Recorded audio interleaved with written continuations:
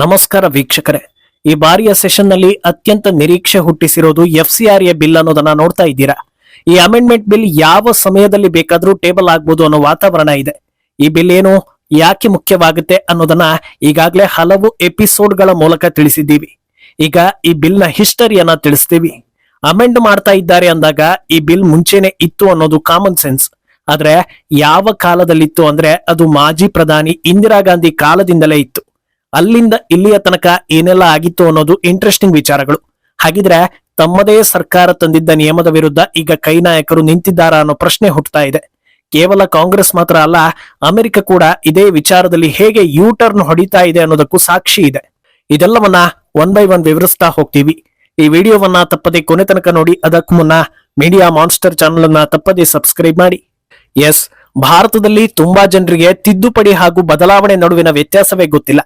ಸಂವಿಧಾನ ಅಂಗೀಕಾರ ಆದ ನಂತರ ಅಂದಿನಿಂದ ಇಂದಿನ ತನಕ ಹಲವು ತಿದ್ದುಪಡಿಗಳನ್ನ ಮಾಡ್ತಾನೆ ಬಂದಿದ್ದಾರೆ. ಕೆಲವರು ದೇಶದ ಜನರಿಗಾಗಿ ತಿದ್ದುಪಡಿ ಮಾಡಿದ್ರೆ, ಇನ್ನು ಕೆಲವರು ತಮಗೆ ಅನುಕೂಲ ಆಗುವಂತೆ ಬದಲಾವಣೆಯನ್ನ ಮಾಡಿಕೊಂಡ್ರು ಅನ್ನೋ ಆರೋಪ ಕೂಡ ಇದೆ. ಆದ್ರೆ ಈ ತಿದ್ದುಪಡಿಗಳ ವಿಚಾರದಲ್ಲಿ ಜನರ ದಿಕ್ಕು ತಪ್ಪಿಸಿ ಬಿಜೆಪಿ ಬಂದ್ರೆ ಸಂವಿಧಾನ ಬದಲಾಯಿಸ್ತಾರಂತೆ ಅನ್ನೋ ಒಂದು ಅಸ್ತ್ರ ಪ್ರಯೋಗ ಆಯ್ತು. ಯಾವ ಲೆವೆಲ್ಗೆ ಅಂದ್ರೆ ಈಗ್ಲೂ ಕೆಲವರು ಸಂವಿಧಾನ ಬದಲಾಗುವುದಕ್ಕೆ ನಾವು ಬಿಡಲ್ಲ ಅಂತ ಆಗಾಗ ಸೌಂಡ್ ಮಾಡ್ತಾ ಇರ್ತಾರೆ. ಆದ್ರೆ ನಮ್ಮಲ್ಲಿ ಪ್ರತಿ ಹೇಳಿಕೆಯನ್ನು ಹಿಂದೂ ಮುಂದೆ ತಿಳಿದುಕೊಂಡು ಅರ್ಥ ಮಾಡಿಕೊಳ್ಳುವವರ ಸಂಖ್ಯೆ ಕಡಿಮೆ ಇರೋದ್ರಿಂದ ಯಾರು ಏನೇ ಹೇಳಿದ್ರು ಅದು ಸೌಂಡ್ ಆಗುತ್ತೆ. ಈಗ ಸೌಂಡ್ ಆಗ್ತಾ ಇರೋ FCRA ತಿದ್ದುಪಡಿಗೆ ಒಂದು ದೊಡ್ಡ ಹಿಸ್ಟರಿಯೇ ಇದೆ. ಇವತ್ತು ಕಾಂಗ್ರೆಸ್ ಹಾಗೂ ವಿಪಕ್ಷಗಳು, ಎಡಚರರು ಹಾಗೂ ಅವರ ಎಕೋಸಿಸ್ಟಮ್ ಮತ್ತು ಅಮೆರಿಕ ಸೇರಿ ಇತರೆ ವಿದೇಶಿ ಶಕ್ತಿಗಳು ವಿರೋಧಿಸ್ತಾ ಇರೋ FCRA ಕಾಯ್ದೆಯನ್ನ ಭಾರತದಲ್ಲಿ ಮೊದಲು ಪರಿಚಯಿಸಿದ್ದು ಮಾಜಿ ಪ್ರಧಾನಿ ಇಂದಿರಾ ಗಾಂಧಿ. ಪಹಲ್ಗಾಮ್ ಅಟ್ಯಾಕ್ ನಡೆದಾಗ ಮೋದಿ ಯಾವುದಕ್ಕೂ ಪ್ರಯೋಜನ ಇಲ್ಲ, ಇವತ್ತು ಇಂದಿರಾ ಗಾಂಧಿ ಇರಬೇಕಿತ್ತು ಅಂತ ಸಾಕಷ್ಟು ಜನರು ಅಭಿಪ್ರಾಯ ಪಟ್ಟಿದ್ರಲ್ವಾ. ಅದೇ ಇಂದಿರಾ ಗಾಂಧಿ 1976ರಲ್ಲಿ FCRA ಕಾಯ್ದೆಯನ್ನ ತರ್ತಾರೆ. ಆಗ ಮಾಜಿ ಪ್ರಧಾನಿ ಎಮರ್ಜೆನ್ಸಿ ಹೇರಿದ್ದ ಕಾಲ. ಆಲ್ರೆಡಿ ಜನರು ಸರ್ಕಾರದ ವಿರುದ್ಧ ರೊಚ್ಚಿಗೆದ್ದಿದ್ರು. ಈ ಹೊತ್ತಲ್ಲಿ NGOಗಳ ಮೂಲಕ ವಿದೇಶದಿಂದ ಬರೋ ಹಣ ಮತ್ತೆ ಈ ಹೋರಾಟಗಳಿಗೆ ಬಳಕೆ ಆಯ್ತು ಅಂದ್ರೆ ಜನಾಕ್ರೋಶ ಇನ್ನೂ ದೊಡ್ಡ ಮಟ್ಟಕ್ಕೆ ಹೋಗುತ್ತೆ. ಅದರಿಂದ NGOಗಳ ಮೇಲೆ ಕಣ್ಗಾವಲು ಇರಿಸೋ ಸಲುವಾಗಿಯೇ ಈ ನಿಯಮವನ್ನ ತಂದ್ರು ಅನ್ನೋದನ್ನ ಭಾರತದ ರಾಜಕೀಯ ಇತಿಹಾಸ ಹೇಳುತ್ತೆ. ಅಂದಹಾಗೆ ಈ ಬಿಲ್ ಜಾರಿಗೆ ತಂದ ಬಳಿಕ ಕಾಂಗ್ರೆಸ್ ಅವಧಿಯಲ್ಲೇ ಸಾಕಷ್ಟು ಸಲ ತಿದ್ದುಪಡಿ ಮಾಡಲಾಗಿದೆ. ಪ್ರತಿ ಸಲವೂ ಈ ಕಾಯ್ದೆಯನ್ನ ಇನ್ನಷ್ಟು ಬಿಗಿಗೊಳಿಸೋ ಕೆಲಸ ಆಗ್ತಾನೆ ಬಂದಿದೆ. 1984ರಲ್ಲಿ ಮಾಜಿ ಪ್ರಧಾನಿ ರಾಜೀವ್ ಗಾಂಧಿ ಸರ್ಕಾರ ಯಾವುದೇ NGO ಫಾರಿನ್ ಫಂಡ್ ಪಡೀತಾ ಇದೆ ಅಂದ್ರೆ ಅವರು ಕೇಂದ್ರ ಗೃಹ ಇಲಾಖೆಯಲ್ಲಿ ರಿಜಿಸ್ಟರ್ ಮಾಡಿಕೊಳ್ಳೋದು ಕಡ್ಡಾಯ ಅನ್ನೋ ರೂಲ್ಸ್ ನೊಂದಿಗೆ ತಿದ್ದುಪಡಿಯನ್ನ ಮಾಡ್ತಾರೆ. 2010ರಲ್ಲಿ ಮನಮೋಹನ್ ಸಿಂಗ್ ಸರ್ಕಾರ 1976ರ ಕಾಯ್ದೆಯನ್ನ ಹೊಸ ಅಂದ್ರೆ ಇನ್ನೂ ಹೆಚ್ಚಿನ ಕಠಿಣ ನಿಯಮಗಳನ್ನ ಸೇರಿಸಿ ರೀಪ್ಲೇಸ್ ಮಾಡ್ತಾರೆ. ಪ್ರತಿ 5 ವರ್ಷಗಳಿಗೊಮ್ಮೆ ಲೈಸೆನ್ಸ್ ರಿನ್ಯೂವಲ್ ಕಡ್ಡಾಯ ಮಾಡ್ತಾರೆ ಹಾಗೂ ಎಲ್ಲವೂ ಪಾರದರ್ಶಕವಾಗಿರಬೇಕು, ಸರ್ಕಾರದ ಕಣ್ಗಾವಲಿನಲ್ಲೇ ಎಲ್ಲವೂ ನಡಿಬೇಕು ಅನ್ನೋದನ್ನು ಕೂಡ ಮ್ಯಾಂಡೇಟ್ ಮಾಡಿರ್ತಾರೆ. ನಂತರ 2020ರಲ್ಲಿ ಮೋದಿ ಸರ್ಕಾರ ಮತ್ತೊಂದು ತಿದ್ದುಪಡಿ ಮಾಡಿ ನಿಯಮಗಳನ್ನ ಇನ್ನೂ ಕಠಿಣಗೊಳಿಸುತ್ತೆ. ಐಡೆಂಟಿಟಿ ವೆರಿಫಿಕೇಶನ್ ಅನ್ನ ಮ್ಯಾಂಡೇಟ್ ಮಾಡುತ್ತೆ. ಫಂಡ್ಗಳ ಸಬ್ ಗ್ರಾಂಟಿಂಗ್ ಅನ್ನ ನಿಷೇಧ ಮಾಡುತ್ತೆ.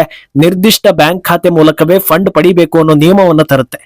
ಈಗ ಅದನ್ನೇ ಮತ್ತೊಮ್ಮೆ ಅಪ್ಡೇಟ್ ಮಾಡೋ ಕೆಲಸ ಈ ತಿದ್ದುಪಡಿಯಲ್ಲೇ ಆಗ್ತಾ ಇರೋದು. ಈ ಹಿಂದೆ ಇಷ್ಟೆಲ್ಲಾ ತಿದ್ದುಪಡಿ ಮಾಡಿದ ಬಳಿಕವೂ ಕೆಲವೊಂದು ಲೂಪ್ ಹೋಲ್ಗಳು ಇದರ ದುರ್ಬಳಕೆಗೆ ದಾರಿ ಮಾಡಿ ಕೊಡ್ತಾ ಇರೋದ್ರಿಂದ ಆ ಲೂಪ್ ಹೋಲ್ಗಳನ್ನ ಮುಚ್ಚೋ ಕೆಲಸ ಸರ್ಕಾರದ ಕಡೆಯಿಂದ ಆಗ್ತಾ ಇದೆ. ಫಂಡ್ಗಳ ಮೇಲೆ ಕೇಂದ್ರ ಸರ್ಕಾರ ಹೆಚ್ಚಿನ ಗಮನ ಇರಿಸುತ್ತೆ. ಲೈಸೆನ್ಸ್ ಮುಗಿದ ಬಳಿಕವೂ ಯಾರಾದ್ರೂ ಫಂಡ್ಗಳನ್ನ ಪಡಿತಾ ಇದ್ರೆ ಅದಕ್ಕೆ ಕೊಕ್ಕೆ ಹಾಕ್ತೀವಿ. ಯಾರು ಫಂಡ್ ಮಾಡ್ತಾ ಇದ್ದಾರೆ ಅನ್ನೋದನ್ನ ಗಮನಿಸ್ತೀವಿ. ಫಂಡ್ ಮಾಡುವವರು ತಮ್ಮ ಐಡೆಂಟಿಟಿಯನ್ನ ಕಡ್ಡಾಯವಾಗಿ ತಿಳಿಸಲೇಬೇಕು. ಸಮಯಕ್ಕೆ ತಕ್ಕಂತೆ ಲೈಸೆನ್ಸ್ ರಿನ್ಯೂವಲ್ ಆಗ್ಲೇಬೇಕು. ನಿಯಮ ಮೀರಿದ್ರೆ ಅಂತ ಅಕೌಂಟ್ಗಳನ್ನ ಸರ್ಕಾರ ಹೋಲ್ಡ್ ಮಾಡುತ್ತೆ. ಹೀಗೆ ಪಾರದರ್ಶಕತೆಯನ್ನ ಕಾಪಾಡೋ ಅಂಶಗಳನ್ನ ಮಾತ್ರವೇ ಕೇಂದ್ರ ಸರ್ಕಾರ ಹೇಳ್ತಾ ಇದೆಯೇ ಹೊರತು ಯಾರನ್ನೋ ಪರ್ಟಿಕ್ಯುಲರ್ ಆಗಿ ಟಾರ್ಗೆಟ್ ಮಾಡಿ ಫಂಡ್ ಸಿಗದ ರೀತಿ ಮಾಡ್ತೀವಿ ಅನ್ನೋದನ್ನ ಎಲ್ಲೂ ಕೂಡ ಹೇಳಿಲ್ಲ. ಆದ್ರೂ ಕೂಡ ಇದು ರಂಪ ರಗಳೆಗಳಿಗೆ ದಾರಿ ಮಾಡಿಕೊಡ್ತಾ ಇದೆ. ಯಾಕೆ ಈ ಸಿಂಪಲ್ ವಿಚಾರ ಇಷ್ಟೊಂದು ಸದ್ದು ಮಾಡ್ತಾ ಇದೆ ಅಂದ್ರೆ ಅದು ಎಂದಿನಂತೆ ನೆಗೆಟಿವ್ ಹರಡಿಸೋ ಕೆಲಸ. ವಿರೋಧ ಪಕ್ಷದವರು ಅಂದ್ರೆ ಪ್ರತಿಯೊಂದನ್ನ ವಿರೋಧಿಸೋದೇ ಕೆಲಸ ಅಂತ ತಪ್ಪಾಗಿ ಅರ್ಥ ಮಾಡಿಕೊಂಡಿರುವವರು ಒಂದು ವಿಚಾರವನ್ನ ಪೂರ್ತಿಯಾಗಿ ಹೇಳಿ ಅದನ್ನ ಜನರಿಗೆ ತಲುಪಿಸೋದಕ್ಕೆ ಬಿಡ್ತಾ ಇಲ್ಲ. ಈ ಹಿಂದೆ ವಕ್ಫ್ ಬೋರ್ಡ್ ಅಮೆಂಡ್ಮೆಂಟ್ ತಂದ್ರೆ ಅದು ಏನು ಅಂತ ಜನರಿಗೆ ತಲುಪೋದಕ್ಕೆ ಮುನ್ನವೇ ಅಯ್ಯಯ್ಯೋ ಅಮ್ಮಮ್ಮ ನಾವು ಬಿಡಲ್ಲ, ಅನ್ಯಾಯ ಅಂತ ಹೇಳಿದ್ರು. NRC ಅಂದ್ರೆ ಏನು, CAA ಯಾಕೆ ಅಂತ ಜನರಿಗೆ ಗೊತ್ತಾಗೋ ಮುನ್ನವೇ ಪ್ರೊಟೆಸ್ಟ್ ಕೂತು ದೊಡ್ಡ ಹಂಗಾಮ ಮಾಡಿದ್ರು. ಈಗ FCRA ಅಮೆಂಡ್ ಆಗ್ತಿದೆ ಅಂದಿದ್ದೆ ತಡ ನಾವು ಬಿಡಲ್ಲ, ಇದು ಭಾರಿ ಅನ್ಯಾಯ ಅಂತಿದ್ದಾರೆ. ಆದ್ರೆ ಹೇಗೆ ಅನ್ಯಾಯ, ಯಾವ ವಿಚಾರದಲ್ಲಿ ಅನ್ಯಾಯ ಆಗ್ತಾ ಇದೆ ಅಂತ ಸಮಾಧಾನದಿಂದ ಹೇಳಿದ್ರೆ ಆಗ ಜನರಿಗೂ ಕೂಡ ಇದನ್ನ ಸಪೋರ್ಟ್ ಮಾಡ್ಬೇಕಾ ಬೇಡವಾ ಅನ್ನೋ ಕ್ಲಾರಿಟಿ ಸಿಗುತ್ತೆ. ಅಪ್ಪಿತಪ್ಪಿ ಸರ್ಕಾರವೇ ಏನಾದ್ರೂ ತಪ್ಪು ಮಾಡಿದ್ರು ಇನ್ನೊಂದು ಸಲ ರಿವ್ಯೂ ಮಾಡೋದಕ್ಕೆ ಅವಕಾಶ ಮಾಡಿಕೊಟ್ಟ ರೀತಿಯೂ ಆಗುತ್ತೆ. ಆಮೇಲೆ ಬೇಕಾದ್ರೆ ನೋಡಿ ದೊಡ್ಡ ತಪ್ಪಾಗ್ತಾ ಇತ್ತು, ನಾವು ಅದನ್ನ ಕಂಡು ಹಿಡಿದು ಸರ್ಕಾರಕ್ಕೆ ಬುದ್ಧಿ ಹೇಳಿದ್ವಿ ಅಂತ ಕ್ರೆಡಿಟ್ ತಗೊಂಡ್ರೆ ಖಂಡಿತ ಭಾರತೀಯರು ಅದನ್ನ ಅಪೋಸ್ ಮಾಡೋದಿಲ್ಲ. ಯಾಕಂದ್ರೆ ಅದೇ ತಾನೇ ವಿಪಕ್ಷಗಳ ಕೆಲಸ. ಆದ್ರೆ ಪದೇ ಪದೇ ಒಂದು ಕಾಯ್ದೆಯ ಹೆಸರು ಹೇಳೋ ಮುನ್ನವೇ ಎಲ್ಲರ ದಿಕ್ಕು ತಪ್ಪಿಸಿ ಹಂಗಾಮ ಮಾಡ್ತಾ ಬಂದ್ರೆ ಭವಿಷ್ಯದಲ್ಲಿ ಜನರು ಕಂಪ್ಲೀಟ್ ಆಗಿ ಡಿವೈಡ್ ಆಗ್ತಾರೆ. ಹೇಗೆ ಅಂದ್ರೆ ವಿಪಕ್ಷಗಳು ಅಪೋಸ್ ಮಾಡ್ತಾ ಇವೆ ಅಂದ್ರೆ ಬಹುಶಃ ಅದು ಒಳ್ಳೆ ಕಾಯ್ದೆಯೇ ಇರಬೇಕು, ತೀರಾ ರಂಪಾಟ ಮಾಡ್ತಾ ಇವೆ ಅಂದ್ರೆ ಬಹುಶಃ ಅದರಿಂದ ದೇಶಕ್ಕೆ ಭಾರಿ ಉಪಯೋಗ ಇರಬೇಕು ಅನ್ನೋ ರೀತಿ ಆಲೋಚಿಸೋದಕ್ಕೆ ಶುರು ಮಾಡ್ತಾರೆ. ಇದನ್ನ ಯಾರ ತಪ್ಪು ಅಂತ ಪರಿಗಣಿಸಬಹುದು? ಸ್ವಯಂಕೃತ ಅಪರಾಧ ಅಲ್ವಾ ಅನ್ನೋದು ಜನರ ಪ್ರಶ್ನೆ. ಅಂದಹಾಗೆ ಈಗ ಈ ವಿಚಾರದ ಬಗ್ಗೆ ಭಾರತಕ್ಕೆ ಸಲಹೆ ಕೊಡೋದಕ್ಕೆ ಅಮೆರಿಕ ಬರ್ತಾ ಇದೆ ಅನ್ನೋದನ್ನ ನೋಡ್ತಾ ಇದ್ದೀರಾ. ಅಂದಹಾಗೆ ಪ್ರಪಂಚದಲ್ಲಿ ಈ ರೀತಿ FCRA ಬಿಲ್ ಇರೋ ದೇಶ ಭಾರತ ಮಾತ್ರ ಅಲ್ವೇ ಅಲ್ಲ. ಇದೇ ಕಾನ್ಸೆಪ್ಟ್ ನಲ್ಲಿ ಅಮೆರಿಕದಲ್ಲಿ FARA ರೂಲ್ಸ್ ಇದೆ, ಆಸ್ಟ್ರೇಲಿಯಾದಲ್ಲಿ FITSA ಅನ್ನೋ ನಿಯಮ ಇದೆ, UK-ಯಲ್ಲಿ FIRS, ಕೆನಡಾದಲ್ಲಿ FITL, ಹೀಗೆ ಹಲವು ದೇಶಗಳಲ್ಲಿ ಬೇರೆ ಬೇರೆ ಹೆಸರಿನೊಂದಿಗೆ ಈ ಕಾಯ್ದೆ ಇದೆ. ಎಲ್ಲವೂ ಕೂಡ ಫಾರಿನ್ ಫಂಡ್ಗಳು ಮಿಸ್ಯೂಸ್ ಆಗದಂತೆ ಮಾನಿಟರ್ ಮಾಡೋದಕ್ಕೆ ಇರೋದು. ಹೀಗಿರುವಾಗ ತಮ್ಮ ದೇಶ ವ್ಯವಸ್ಥಿತವಾಗಿರ್ಬೇಕು, ಆದ್ರೆ ಬೇರೆಯವರ ದೇಶ ಮಾತ್ರ ಬೇಕಾಬಿಟ್ಟಿ ಇರ್ಲಿ, ಅವರನ್ನ ನಾವು ಹ್ಯಾಂಡಲ್ ಮಾಡೋಣ ಅನ್ನೋ ತೆವಲು ಯಾಕೆ ಅನ್ನೋದು ದೇಶ ಪ್ರೇಮಿಗಳ ಪ್ರಶ್ನೆ. ಅದು ಅಲ್ಲದೆ ಈ ಹಿಂದೆ ಅಷ್ಟೊಂದು ಸಲ ಈ ಬಿಲ್ ಅಮೆಂಡ್ ಆದಾಗ ಅದನ್ನ ಅಮೆರಿಕ ಅಪೋಸ್ ಮಾಡಿದ್ದು ಭಾರತೀಯರಿಗೆ ನೆನಪಿಲ್ಲ. ಈಗ ಅಪೋಸ್ ಮಾಡ್ತಾ ಇದೆ ಅಂದ್ರೆ ಎಲ್ಲಾ ಕಳ್ಳದಾರಿಗಳು ಬಂದಾಗಲಿದೆಯಾ ಅನ್ನೋ ಪ್ರಶ್ನೆ ಸಹಜವಾಗಿ ಪ್ರಜ್ಞಾವಂತರಲ್ಲಿ ಹುಟ್ಟಿದೆ. ಇನ್ನು ಇದೇ ವಿಚಾರದಲ್ಲಿ ಅಮೆರಿಕದ ಡಬಲ್ ಸ್ಟ್ಯಾಂಡರ್ಡ್ಗೂ ಕೂಡ ಸಾಕ್ಷಿ ಸಿಕ್ಕಿದೆ. US secretary of state Rubio ತಮ್ಮ ಭಾಷಣದಲ್ಲಿ ಫಾರಿನ್ ಫಂಡ್ಗಳ ವಿಚಾರದಲ್ಲಿ NGOಗಳನ್ನ ಮಧ್ಯವರ್ತಿಗಳು ಅಂತ ಪರಿಗಣಿಸಿದರು.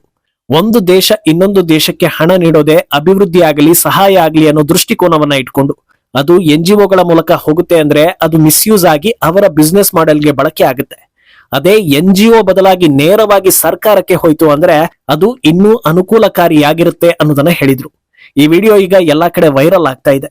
ಹೀಗೆ ತಮ್ಮಲ್ಲೇ ಎರಡೆರಡು ಅಭಿಪ್ರಾಯಗಳನ್ನ ಇಟ್ಕೊಂಡು ಅನುಕೂಲಕ್ಕೆ ತಕ್ಕಂತೆ ಆಟ ಆಡೋ ಕೆಲಸ ಅಮೆರಿಕದಿಂದ ಆಗ್ತಾ ಇದೆ. ಇನ್ನು ಸದ್ಯ ಈ ಬಿಲ್ ಕುರಿತಂತೆ ಆಲ್ರೆಡಿ ಒಂದಷ್ಟು ಜನರಿಗೆ ಅಸಮಾಧಾನ ಇರೋದ್ರಿಂದ ಮಂಡನೆಗೂ ಮುನ್ನ ಮೀಟಿಂಗ್ಗೆ ವೇದಿಕೆ ಸಜ್ಜಾಗಿದೆ. ಹಲವು ಬಿಷಪ್ ಹಾಗೂ ಪ್ರಮುಖ ಪಾದ್ರಿಗಳು ಅಮಿತ್ ಶಾರನ್ನ ಭೇಟಿಯಾಗಿ ಚರ್ಚೆ ನಡೆಸಿ ತಮಗೆ ಇರೋ ಅನುಮಾನಗಳನ್ನ ಬಗೆಹರಿಸಿಕೊಳ್ಳೋದಕ್ಕೆ ಅವಕಾಶವನ್ನ ನೀಡಲಾಗಿದೆ. ಇದಾದ ಬಳಿಕ ಸೆಷನ್ ನಲ್ಲಿ ಚರ್ಚೆಗೂ ಕೂಡ ಸಮಯ ಕೊಡ್ತಾರೆ.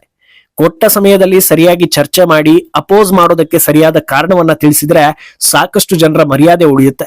ಆದ್ರೆ ಮತ್ತದೇ ಕೂಗಾಟ, ರಂಪಾಟ ಮಾಡಿ ಗಲಭೆ ಎಬ್ಬಿಸಿ ಸಮಯದ ಜೊತೆಗೆ ಭಾರತೀಯರ ಟ್ಯಾಕ್ಸ್ ಹಣವನ್ನು ಹಾಳು ಮಾಡಿ ಚರ್ಚೆಯೇ ಇಲ್ಲದೆ ಬಿಲ್ ಪಾಸ್ ಆಯ್ತು ಅಂದ್ರೆ ಅದಕ್ಕೆ ಯಾರೂ ಹೊಣೆಗಾರರಲ್ಲ. ಅದರಿಂದ ಮುಂದೇನಾಗುತ್ತೆ ಅನ್ನೋದನ್ನ ಕಾದು ನೋಡ್ಬೇಕು. ಈ ಬಗ್ಗೆ ನಿಮ್ಮ ಅಭಿಪ್ರಾಯವನ್ನ ತಪ್ಪದೆ ಕಮೆಂಟ್ ಮೂಲಕ ತಿಳಿಸಿ.